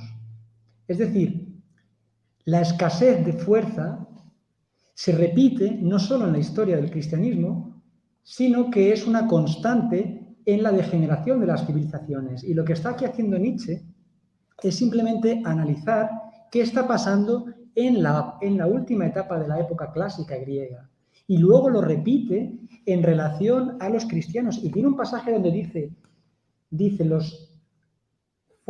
por eso fueron dialécticos los judíos. Es decir, la dialéctica no es una cuestión socrática, es algo que se repite desde la imposibilidad de convivir con los instintos y la necesidad de imponer la propia debilidad para poder seguir conviviendo. Bueno, pero hay un caso en el que es verdad que los instintos son el mal, para Nietzsche, y las pulsiones son el mal. Cuando están en la anarquía, están desintegrados y cada uno tira para un lado. Entonces hay que combatirlos, ¿no? Efectivamente, pero yo ahí lo que añadiría, ahí lo que diría Mariano es que los instintos hay que aprender a vivir con ellos, hay que aprender a dominarlos, hay que aprender a dominarlos. No podemos dejar que nos venzan, porque si dejamos que nos venzan, lo que queda es su anulación, y la anulación es la imposición de la razón. Por eso, el tema de la racionalidad, en un sentido como adjetivo especificativo, la racionalidad absurda, la racionalidad extrema es un especificativo de un tipo de racionalidad, pero hace falta otra racionalidad que sea capaz de manejar los instintos para permitirnos vivir con ellos. Y eso es lo que está, yo creo, aquí Nietzsche echando en falta en el giro socrático, como tendencia a la decadencia. Y no obstante, yo sí que querría, esto es un pequeño aporte mío, claro, yo voy a romper aquí una lanza a favor de Sócrates desde la propia lectura nietzscheana. Yo he insistido aquí, Víctor, a ver cómo lo ves tú, que Nietzsche dice, Sócrates es todo esto malo, pero bueno, tiene sus cosas buenas. Y mirad, el ejemplo lo tengo en que en una de las lecciones nietzscheanas filológicas de principios de los años 70, de 1870, cuando él era profesor, él tiene una lección que se llama Die vorplatonische Philosophen, los filósofos preplatónicos. Y es muy interesante que, claro, cuando estudiamos o enseñamos filosofía en las escuelas, establecemos ciertos periodos y entonces tenemos los presocráticos y lo que va a partir de Sócrates después. Y sin embargo, es muy interesante que a principios de los años 70, Nietzsche esté considerando a Sócrates como parte de lo que va antes de la degeneración. Y lo que comienza a degenerar es en Platón. Los filósofos preplatónicos. Yo cuando explico a Nietzsche y explico su visión de la antigüedad, no hablo de lo que él pensaba de los presocráticos, sino de lo que él pensaba de los preplatónicos. Por eso la visión de Nietzsche de Sócrates es rica, controvertida y al mismo tiempo muy polivalente, porque es una figura negativa y al tiempo es una figura positiva. No sé cómo lo veis. Siempre estuvo obsesionado con Sócrates. Claro, pero la pregunta es ¿por qué? ¿Por qué esa obsesión furibunda con Sócrates? Es decir, tienes como tarjeta a Platón, que es el inventor de la metafísica. Tienes como tarjeta a Aristóteles, que es el inventor de la ciencia. y cargas todo el rato las tintas contra Sócrates. Hay que contestarse esa pregunta. Una posible respuesta es, ¿qué ve Nietzsche en Sócrates? Un espejo. Un espejo. Pues eso es verdadero que te digo. O sea, en realidad, yo creo que la pregunta de Pero es al mismo el que se odia en Sócrates. está bien, ¿no? La dialéctica va contra la tragedia, en realidad. Los dos enemigos son el planteamiento dialéctico y el planteamiento trágico de la existencia. Por eso el nacimiento de la tragedia, yo creo que es un libro que hay que leer en continuidad con esto también, porque es el modelo trágico el que está siendo asesinado, ¿no? En realidad por Platón, y con toda su individuación, y con toda su racionalidad, con toda su eliminación de los afectos. Los sofistas serían también, quizá, un tercer modelo, una tercera posibilidad de una relación, pero no de una relación con la verdad en términos lógicos, sino en términos afectivos. O sea, yo creo que en realidad el tema está que cobraran, ¿no? Lo que enseñaban a sus discípulos era manejarse en términos afectivos de otra manera con la verdad, ¿no? Y no tanto en términos lógicos racionales. Yo creo que ahí... Es que la dialéctica, en línea con lo que ha dicho, quiero decir, Sócrates, Óscar, en línea con lo que ha dicho Óscar, la dialéctica la denuncia Nietzsche porque lleva al extremo la negación, es la negación radical del azar. Y entonces eso es lo que significa la tragedia para Nietzsche, la divinización del azar. Pero Mariano, es que no es solo en Sócrates eso, es que también claro. está en Eurípides. Está en la ciencia. No, pero cuando Nietzsche habla de este problema tendencioso, no solo lo materializa, lo cristaliza en Sócrates, también te habla de Eurípides, de cómo Eurípides introduce el diálogo en la esquene, en la escena trágica. Con lo cual, y yo no quiero creer que son solo Eurípides y Sócrates, tiene que haber un montón de gente que Nietzsche los coge a estas dos figuras y los toma como ejemplos. Pero bueno, es que la dialéctica es lo que sirve para hacer la vida soportable, de cierto modo, para hacer la vida que no sea un horror, el azar esté más o menos domado y nos entendamos. Sí, bueno, yo solo me acordé rápido de un texto que a lo mejor ayuda también a nutrir el diálogo. Es este clásico de Giorgio Colli, ¿no? Que seguramente ya conocen muchísimos, el del nacimiento de la filosofía, que yo creo que se ubica muy bien en todo esto que se ha hablado hoy. De hecho, el capítulo 6 se llama Mística y Dialéctica. Y precisamente pues, aborda todos estos asuntos que estamos hablando, ¿no? Que es un texto precioso. ¿no? Sí. Bueno, Víctor, quisiera... Hay preguntas, venga, adelante. Sí, mira, por ejemplo, Héctor Fabio García Libreros nos pregunta si hoy somos muy socráticos. Nuestra racionalidad es una máscara y detrás de esta máscara, ¿qué hay? ¿Es racionalidad total? La respuesta es sí. La racionalidad, detrás de lo que hay hoy, es la lucha por el poder. Es la lucha por el poder. Es lo que hay detrás de la racionalidad hoy. No, pero es verdad que, retomando lo que decía Mariano, todos somos un poco ascetas, todos hacemos un poco esto que hace Sócrates. O sea, Nietzsche también está obsesionado con eliminar el azar de la ecuación. Y Nietzsche es el primero que se encierra y tiene una dietética y controla lo que lee y lo que come. O sea, Nietzsche es el más asceta de todos. Lo que pasa es que luego no quiere convertirse en párroco. Pero esa asceta es igual que Sócrates o más. Es una manera de hacer la vida algo... Claro, por eso, sí. Hay una pregunta atrás y volvemos hay un par de preguntas y volvemos ahora a ver, adelante. Primero, vale la gracias por la intervención y a mí me ha quedado una duda, que esto volver a hablar sobre un tema que ya se ha tocado en relación al sentido de la racionalidad en el pensamiento nietzscheano y en este texto en concreto, pero ahí no termino de entender cómo caracteriza Nietzsche esta noción. Quiero decir, parece que tiene una cierta versión hacia la justificación racional que yo he pensado, si no recuerdo, que poco valioso es lo que necesita ser probado. Ahora bien, yo no entiendo este tipo de prueba y este tipo de racionalidad que distingue lo que hace Nietzsche, porque lo primero que hace en este capítulo, de hecho, es sostener en la tesis la tendencia socrática constituye una especie de mal, y lo primero que hace es tratar de probarla aludiendo a que tienen origen en el resentimiento de la vida y que es síntoma de la decadencia, pero claro, en este sentido ya está tratando de justificar esa tesis. Entonces no sé si hay una distinción, si este es uno de los supuestos en el que Nietzsche se ve reflejado en Sócrates participando de esa forma de lucidez. Y luego, si la superfetación de lo lógico supone, en última instancia, una renuncia a poder justificar definitivamente algo, no sé si para mantener esta tesis Nietzsche se tendría que ver obligado a renunciar a ella. Porque yo podría oponer con la misma, en un mismo sentido, que las tendencias socráticas tienen un sentido, que la necesidad de justificar racionalmente tiene sentido, y Nietzsche tendría que renunciar a poder ofrecer una justificación última, yo también desde su perspectiva, pero eso no sé si abogaría una especie de relativismo. Sí, gracias. Yo creo que la famosa polémica del relativismo y el perspectivismo no entra a jugar en este capítulo. El tema de poco valioso es lo que necesita ser probado. No se trata de no justificar nada nunca, se trata de que hay determinadas cosas que no deberían de ser susceptibles de argumentación y contraargumentación. Es decir, si tú estás buscando una justificación racional que te pruebe que la vida es buena o es mala, ya vas por un mal camino.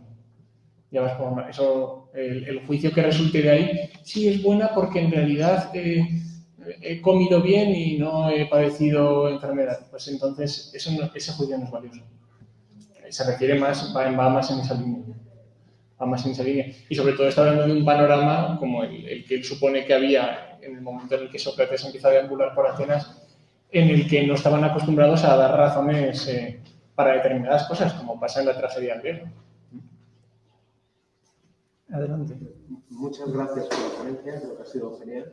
Y luego quería preguntaros una cosa que no me quito esto para ver esto, que no me ha quedado bien clara, porque por un lado, por ejemplo, aquí te he entendido, volviendo al tema de la razón y de la racionalidad, me ha parecido entender de que tú identificabas, o que dices que Nietzsche identifica la racionalidad o la razón como pulsión, como impulso, mientras que Rafa, creo que se llama, dice que es una máscara que se pone sobre aquellas pulsiones o impulsos decadentes. Entonces, ¿cómo vosotros veis?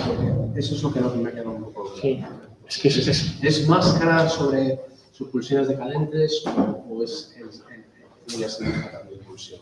Y una vez, hablándolo con Mariano, le pregunté esto, yo le dije, yo creo que la razón es expulsión también. Y él me dijo, bueno, Nietzsche habla de ello como un equilibrio, como algo que hace de equilibrio, que equilibra, que ordena las pulsiones.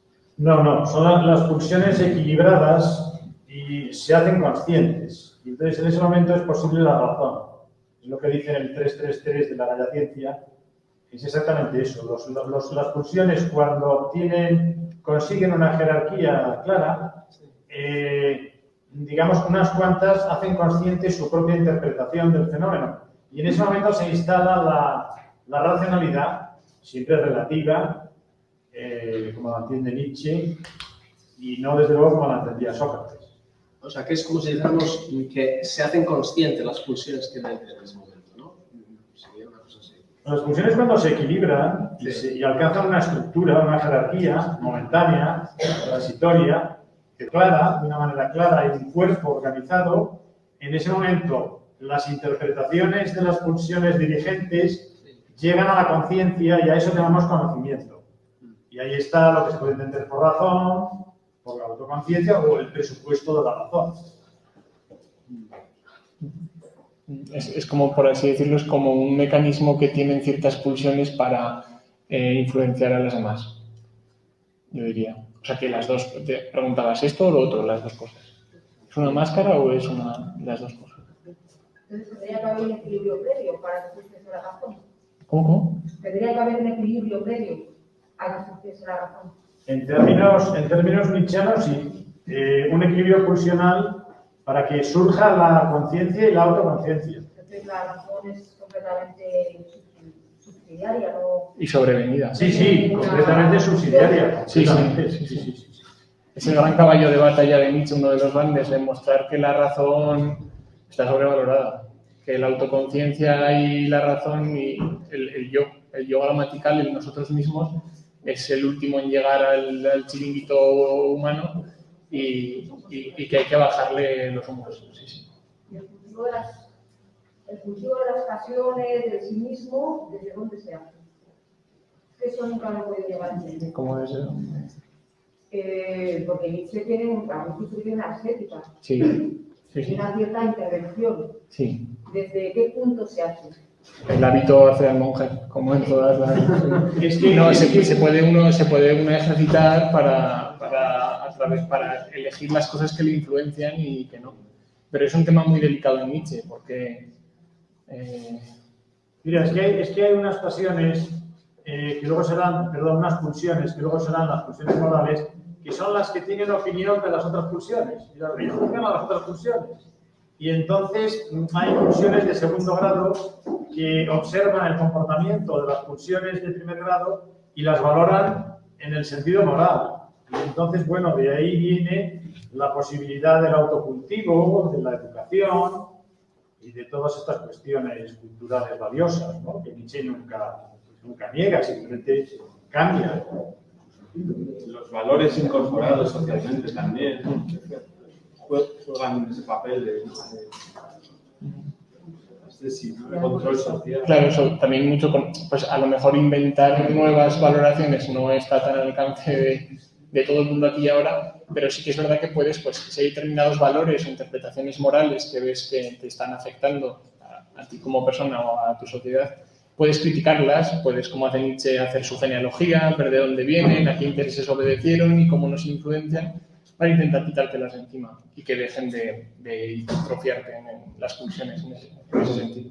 La clave está en pensar que lo que la conciencia y la razón consideran no es nada más que una mano o una herramienta de lo que hace el cuerpo inconsciente, que es mucho más amplio y mucho más potente que esos instrumentos que son la conciencia y la razón.